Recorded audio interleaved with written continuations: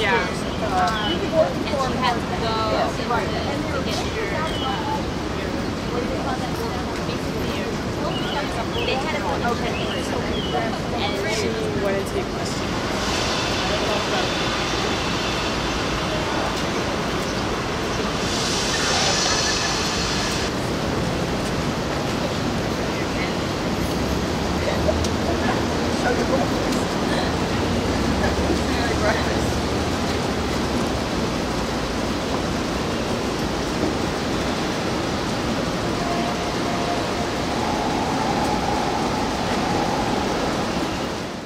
In the prosecutor's response to our motion to dismiss, their argument for why the charge of creating a public disturbance was satisfied was because it took so many of their police to attack and arrest us that the very numbers created created the risk of creating a public annoyance or inconvenience or alarm because of the number of police that they sent at us. Okay, Wow. Five police and four of us. And 9 create that potential. And in their words, at least 5 police were sent at the 4 defendants. Okay, this is their argumentation and their rationale, which is totally. Yeah. But you have a video I second that. of them Yes. arresting. There's video and there's evidence, there's witnesses that we intend to call should it come down to that. But they also have to make a case now. Yeah. Okay, which is further weakened by this dismissal is our strong feeling at this point. And of course, ultimately we're not going to be lulled into a false sense of confidence and security that is not without basis, because these are still their courts, and they, as we've seen, they already halfway through this thing changed their whole argument and the facts that they were going to argue, and it waits to be seen what arguments they make come trial time. So next date, August 7th.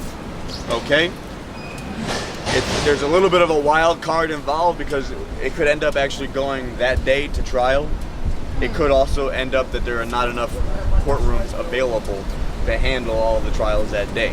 So it is very important that we be looking towards the 7th, because that could be the beginning of trial. Is the trial going to be by jury, or is it going to be by judge?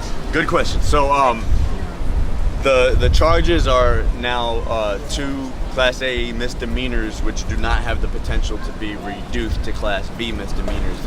Long story short, that means it will have to be a trial by jury unless they decide to completely drop those charges and bring up a whole new set of information and start this whole song and dance over again, which I'm not sure if we're at the point where they can still do that because of the trial date being set.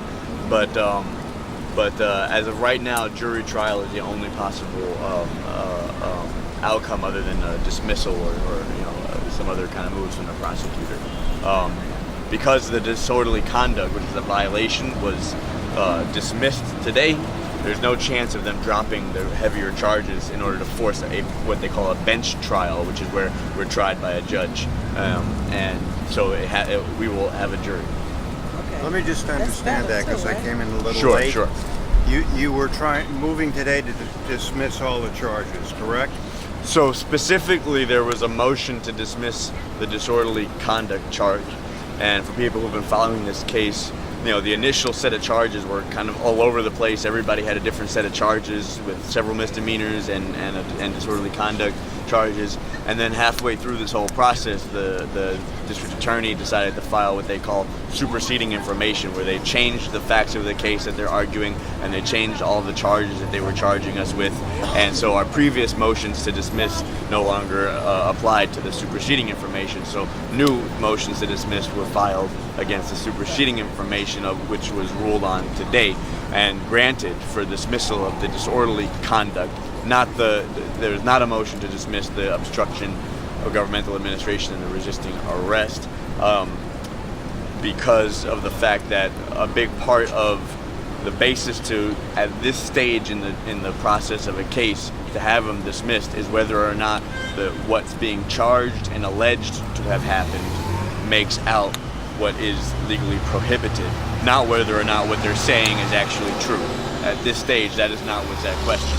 So it turns out that even their argument, and this is what we laid out in our motion to dismiss, is that even if what they were arguing was true, which we're not conceding it is, it does not make out the violation that they were charging us with. Even if their facts were to pan out, it doesn't constitute what they're charging us with. So you have to dismiss even before getting into the facts of the case, even before the trial. You have to dismiss because it's an outrageous.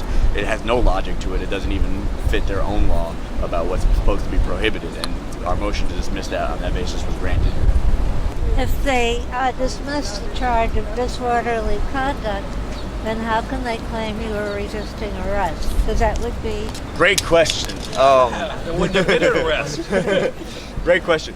So the resisting... it's easier No. for It's a great question, and we look forward to arguing that in court. but the question was, if there was no disorderly conduct, then what basis do they have to say resisting arrest? Well, great question. Well, see, when you're charged with resisting arrest, there's certain what they call elements to a charge that have, meaning all the things that have to be proven in order for the charge to be made out. So they would have to prove A, that the arrest was in the first place a legitimate arrest, and the fact that they have lost their disorderly conduct, that does strike and hurt against that resisting arrest charge. Then they also have to prove that yes, in fact, you were being placed under arrest, and that you were doing something which made it more difficult, and intentionally doing something that made it more difficult to be placed under arrest. So they would have to prove both things. All you were doing was reciting the... So the two things that they don't have that they need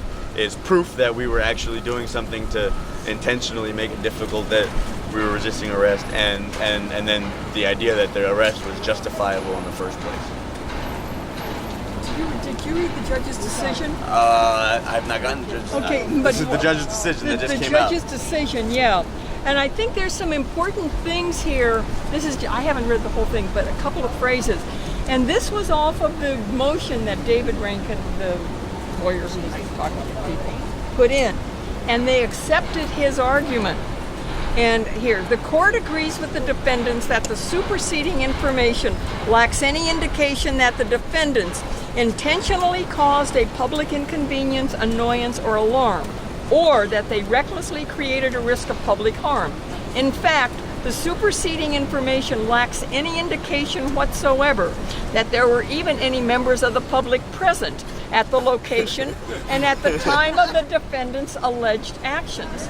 The information does not state that there were people in the vicinity, whether people gathered in response to the defendant's alleged conduct, or how many people congregated as a result of the alleged activity. There is therefore no indication that the mens rea, I don't know what that means, component of this offense was present. In other words, that it had to have a public aspect to it. This is. I would think there would even be some things in there to use in taking apart and going after the remaining charges there. This was a good decision, that part. They accepted the main argument of the motions to dismiss. So, let me ask, the role of, maybe you said this earlier, the role of the Trump supporters that came and tried to provoke an incident when people were there at the Stonewall thing was you mentioned it. This kind of thing is happening across the country.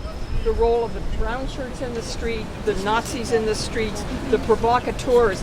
How is this going to play out? Do you have any idea? I guess we don't, because this is still an important component of why they say people obstructed.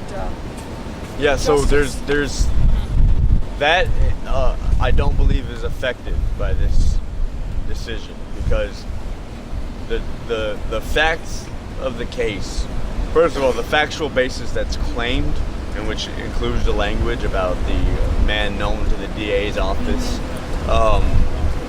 that was not included with regards to any of the specific charges, A, and B is the factual basis that's laid as a sworn statement from the police officers, which in its entirety is actually the factual basis of what they're alleging occurred. And so even dismissal of one or more of the charges would not nullify the factual basis, unless